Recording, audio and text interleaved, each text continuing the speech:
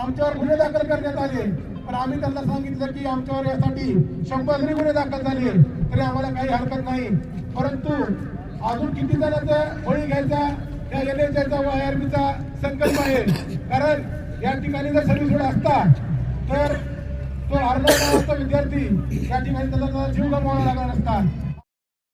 या ठिकाणी मेले ऍक्सिडेंट मध्ये अनेक लोक जखमी झाले, परंतु IRBच्या चेहऱ्यावरची लकीर सुद्धा बदलत नाही.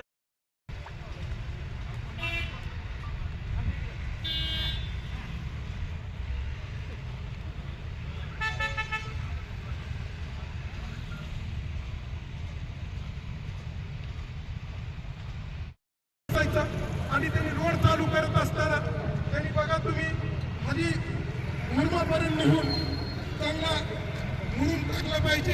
तर त्यांनी आता जर आपण पाहिलं तर त्या रोडमध्ये जुने बांधकाम पाडलेले सुद्धा त्याचं मटेरियल भरतात. म्हणजे हे पूर्णपणे अशी परिस्थिती वाईट आपल्यावर आलेली आहे की आपल्या लहान लहान कोवळ्या मुलांचा जीव ह्याच्यामध्ये जात आहे, तरी आपण शांत बसलेलो आहे.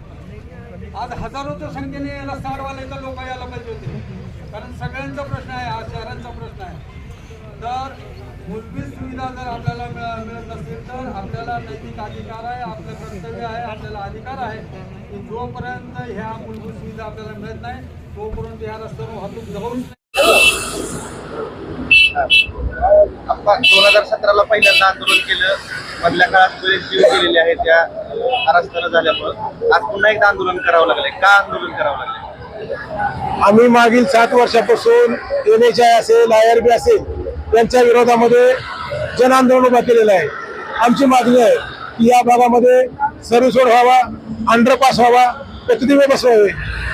कारण सर्व्हिस रोड नसल्यामुळं या ठिकाणी आतापर्यंत 20 ते 25 जणांचा जीव गेलेला आहे. तसेच 100च्या वर लोकांना या ठिकाणी जायबंद द्यावा लागलेला आहे. परंतु NHA असेल IRB असेल यांना लोकांशी जीवाचं काही घेणं देणं नाही. त्यांना परवा दिवशी या शहरामध्ये पोद्दार शाळेमधील इयत्ता 6वी मध्ये शिकत असलेला कुमार अर्णव अजय सोनवणे नावाचा विद्यार्थी सर्व्हिस रोड नसल्यामुळं त्याचं अपघाती निधन झालं. त्याला सर्वस्वी NHA IRB जबाबदार आहे. मी स्वतः NHA IRBच्या विरोधामध्ये सदोष मनुष्यवधाचा गुन्हा दाखल करणार आहे. आज आम्ही या ठिकाणी रास्ता रोको केलं. या रास्ता रोकोसाठी धाराशिव शहरातील सर्व पक्षीय सर्व संघटना मोठ्या संख्येने या ठिकाणी उपस्थित राहिल्यात.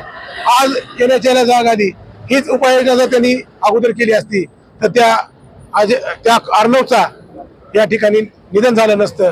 परंतु NHA एवढी निधनगट आहे की त्यांनी आज आम्हाला लेखी पत्र दिले की 25 डिसेंबर 2024 पर्यंत या ठिकाणी आम्ही पोद्दार शाळा ते जुनावपा रोड या ठिकाणी पक्का डांबरीकरणाचा रस्ता करून देणार व विकासनगर या ठिकाणी अंडरपास देणार व उपळ्याला जो रस्ता जोडणार आहे त्या ठिकाणी अंडरपास याचा रितसर प्रस्ताव ते संबंधित विभागाला पाठवणार आहे. आज आम्ही आता सगळ्यांनी तक्रार केलेली आहे.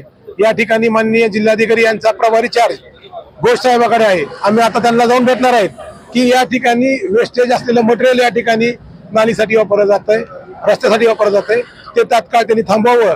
अन्यथा ते मटेरियल जर त्यांनी नाही उचलून नेलं तर आम्ही ते मटेरियल उचलून जिल्हाधिकारी कार्यालयामध्ये आणून टाकणार.